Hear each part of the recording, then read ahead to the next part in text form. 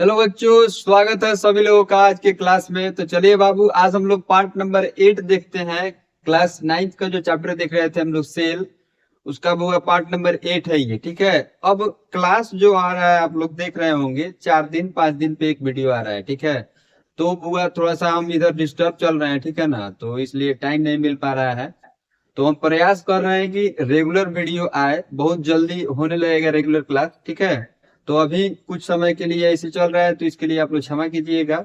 और जब भी क्लास आए तो आप लोग देखिए और नोट्स बनाइए, याद कीजिए। ठीक है। सेल चैप्टर बहुत ही इंपॉर्टेंट है क्लास 9 का। तो चलिए क्लास को शुरू करते हैं। लास्ट तक जरूर बने रहिएगा, और क्लास में कोई भी दिक्कत परेशानी हो आपको तो कमेंट में जरूर पूछिए। ठीक है। ध्यान दीजिएगा।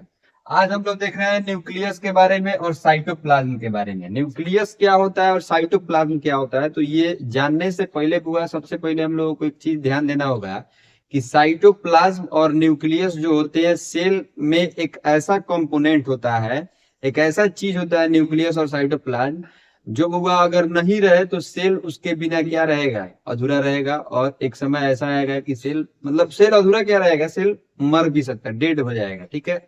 न्यूक्लियस को ब्रेन ऑफ सेल भी कहा जाता है, और साइटोप्लाज्म को मतलब ऐसा चीज है साइटोप्लाज्म सेल के अंदर, जो अगर नहीं रहे तो कोई भी एक्टिविटीज होगा ही नहीं। ठीक है। तो चलिए देखते हैं क्लास को। ठीक है। न्यूक्लियस के बारे में पहले का नंबर पॉइंट क्या लिखा हुआ है, nucleus is the control centre of the cell. यहाँ पे एक पॉइंट लिखा हुआ है, कंट्रोल सेंटर।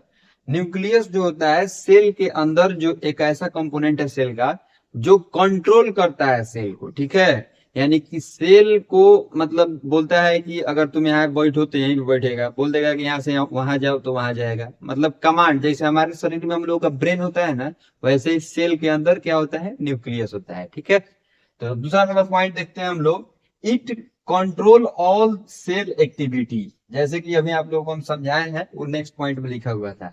सेल का जितना भी एक्टिविटी होता है वह कौन चीज कंट्रोल करता है, कौन सा कंपोनेंट सेल के अंदर कंपोनेंट, कौन सा सेल कंपोनेंट उसको क्या करता है बुआ, तो मतलब एक्टिविटी को कराता है, तो वो न्यूक्लियस होता है। ठीक है।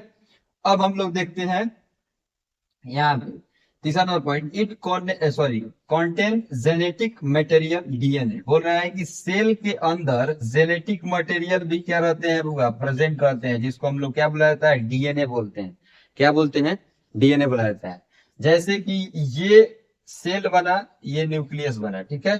न्यूक्लियस के अंदर जेनेटिक मटेरियल जिसको हम लोग डीएनए भी कहते हैं। ठीक है ना, डीएनए कहा जाता है जेनेटिक को। ठीक है। जेनेटिक मटेरियल को न्यूक्लियस क्या करता है, तो कंटेन करके रखता है। अब हम लोग देखते हैं चौथा number point, it help in cell growth and reproduction. Cell का ग्रोथ कराने में न्यूक्लियस का एक बहुत ही बड़ा मतलब बहुत ही बड़ा वाला भूमिका रहता है। ठीक है।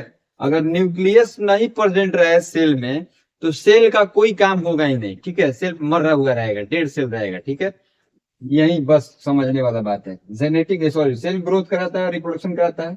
Last number final number point देखिएगा, it is surrounded by a nuclear membrane. बोल रहा है कि सेल जो हुआ घिरा हुआ रहता है चारों तरफ से, सॉरी न्यूक्लियस जो होता है वो चारों तरफ से घिरा हुआ रहता है। ये न्यूक्लियस हो गया। ठीक है।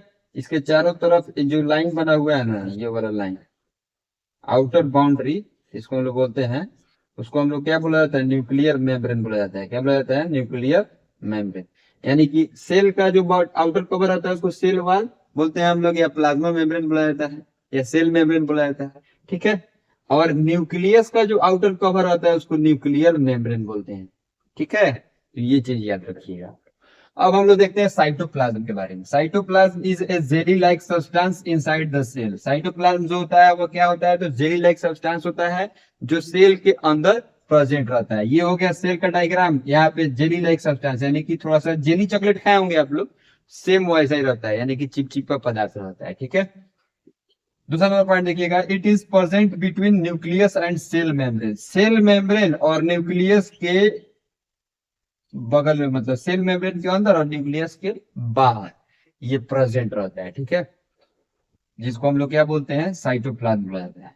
तीसरा नंबर पॉइंट देखिएगा, it contain various cell organelles such as nucleus, lysosome, ER यानी कि endoplasmic reticulum, vacuoles, etc. Golgi apparatus, ये सब हो जाएगा। ठीक है, जितने भी सेल कंपोनेंट हम लोग पढ़ते हैं, सेल ऑर्गेनल्स पढ़ते हैं, सारे सेल ऑर्गेनल्स कहाँ प्रेजेंट रहता है, तो साइटोप्लाज्म में ही क्या रहता है, फैला हुआ रहता है। ठीक है, मेरा कभी कभी आवाज मतलब फंस जाता है। ठीक है, तो कोई कोई बच्चा कंफ्यूज हो जाता है, बोलते बोलते कैसे इधर हो जाता है, तो उसके लिए टेंशन नहीं लेना है। दिन भर आदमी बोलता है बुआ, ठीक है, दिन भर बोलते बोलते देखो मियाज थका हुआ रहता है, तो कभी कभी आवाज फंस जाता है, तो इसके लिए टेंशन नहीं लीजिएगा। अब हम लोग देखते हैं last number point, most chemical reaction occur in the cytoplasm. Cytoplasm में जितने भी केमिकल रिएक्शन होता है सेल के अंदर, उसमें से ज्यादातर रिएक्शन साइटोप्लाज्म में ही होता है। ठीक है, मतलब बोल सकते हैं कि लगभग 90% सेल का जो रिएक्शन होता है सेल के अंदर, वो साइटोप्लाज्म के अंदर ही होता है।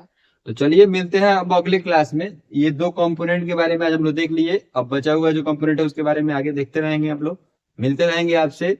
कोई भी दिक्कत परेशानी है तो आप प्लीज कमेंट कीजिए, हम पूरा पार्टिकुलर मैसेज का रिप्लाई करेंगे आपको। ठीक है, तो चलिए मिलते हैं अगले क्लास में, बाय बाय।